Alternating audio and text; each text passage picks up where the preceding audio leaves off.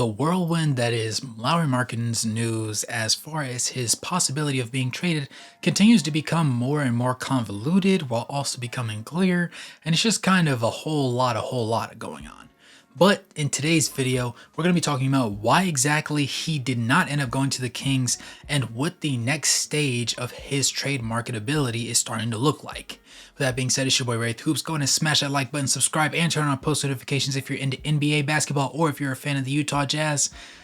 And without any further ado, let's go ahead and get into this one.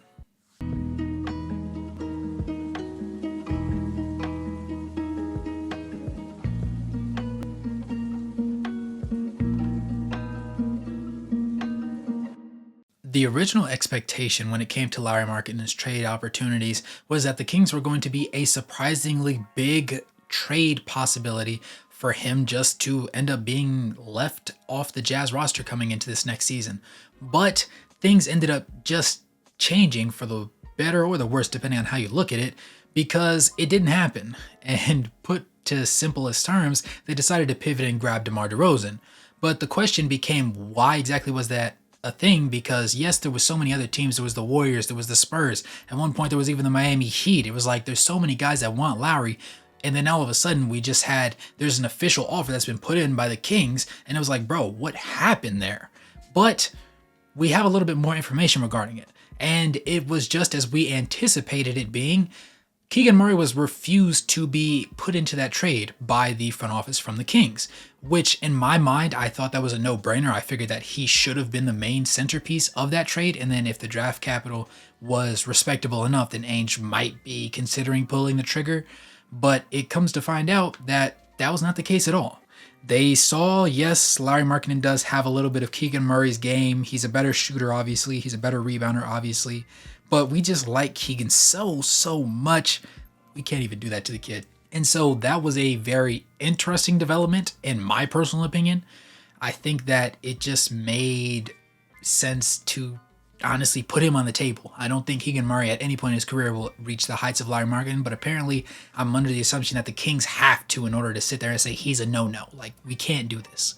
And I thought that it just made the most sense, but considering the fact that allegedly it was an extremely pick-heavy package from Sacramento, it just ended up being a thing where Danny Ainge in the front office for the Utah Jazz was like, you know what? We're cool. If we can't get Keegan Murray as a centerpiece and have draft capital around him, then really, respectfully, there's nobody else on your roster that's worth trading for that can kind of serve as that young piece that can be part of our core going forward. So why would we do business? And so they decided, you know what? We're going to go ahead and pivot, and we're going to go after DeMar DeRozan.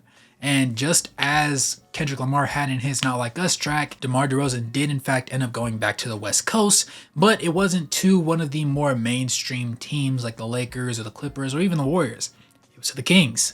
And that deal was very impressive in my personal opinion. I think that it was something that was warranted, and despite his latter years left remaining, honestly, of playability, I think that this was a very solid move for them, considering the fact that there was very little that they had to give up in order to make this thing happen. It did end up being a sign-in trade for DeMar DeRozan, and as a matter of fact, it ended up being a 3-year, $76 million contract, so roughly 25-ish million on average per year, which I actually really like. The first 2 years of his deal are both guaranteed, and then he has $10 million protected in the 26-27 year as the final year of that contract.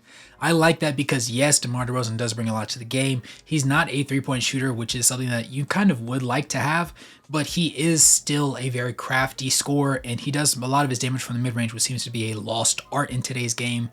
I don't like the fit alongside, De'Aaron Fox and Domantas Sabonis as much as I loved Lauri being over there, but I do understand, if you can't get the deal that you would prefer and you just can't make that happen, a sign and trade for another guy that's a respectable former all-star, 6 times if memory serves me right, forward, that's a pretty big step up. Especially when you think of DeMar DeRozan, you don't think of a backwater type of player. Yes, he's played on some interesting teams in his career, but most people know him for being a really stand-up guy that plays defense really hard-nosed in a way. And while he has regressed on that side of the ball because he's just simply older, he still does provide a decent touch on that side of the floor. Offensively, he's a really downhill attacker. He's a decent playmaker, but he's really known for getting to that midi, getting to the rim, and occasionally popping off with that floater.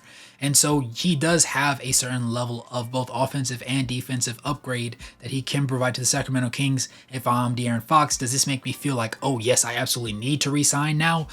No, not quite, but it's definitely a step in the right direction, because who the heck saw DeMar DeRozan in a Kings jersey?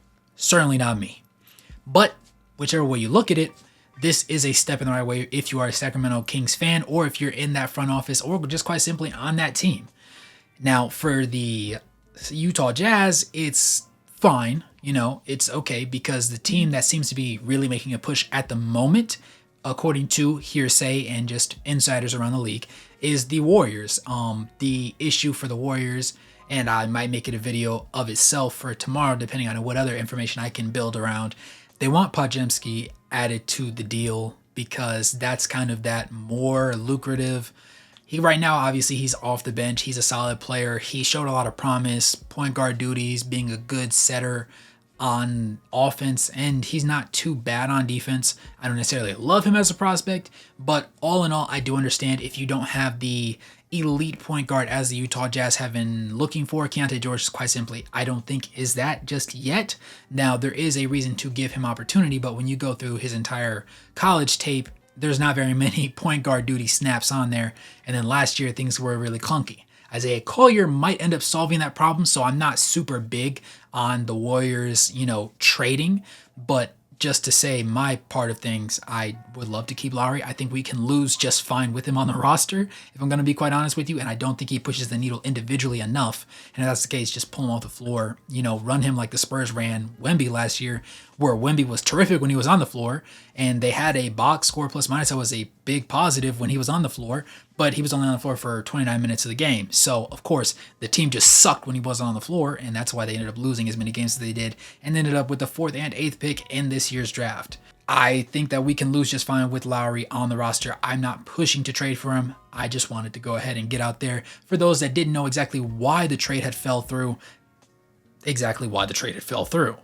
Now, just to cover a little bit more, Jeff Fisher said that the Kings were out on Lauri Markkanen now that they have DeMar DeRozan, as opposed to potentially still looking in and saying, we don't want to give up Keegan Murray, but if there's something that you're willing to do otherwise, we'd love to have them. They're just completely out of the waters. They're cool. They're calm off that. They feel comfortable with the pieces that they have at their own table. Now, another thing to pay attention to, just a little wrinkle in the time fabric, is the fact that Lauri's representatives are currently in town and already negotiating on his next contract extension.